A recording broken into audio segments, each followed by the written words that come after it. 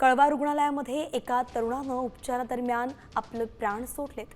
कोरोनाची लागण झाल्यानं त्याच्यावरती उपचार सुरू होते, मात्र उपचारादरम्यानच त्याची जीवनयात्रा संपली आणि त्यामुळे संपूर्ण ठाण्यात एकच खळबळ माजली आहे। देशभरात आपण पाहतोय कोरोनाबाधित रुग्णांच्या संख्येत वाढ होतीये।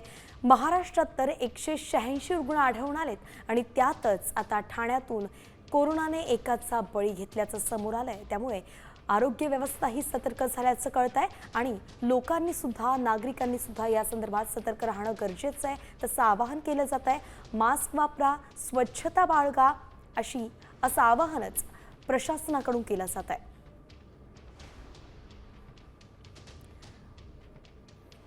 तर आपले प्रतिनिधी विकास काटे आपल्यासोबत जोडले गेलेत। विकास, सध्याची ताजी अपडेट।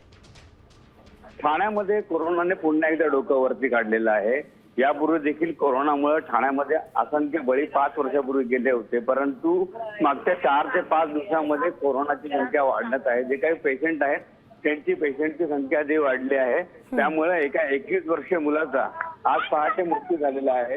कोविडमुळे हा मृत्यू झाल्यानंतर खऱ्या अर्थानं शहरातील जी काही आरोग्य यंत्रणा आहे, ही आरोग्य यंत्रणेचा प्रश्न पुन्हा एकदा ऐरणीवरती आलेला आहे।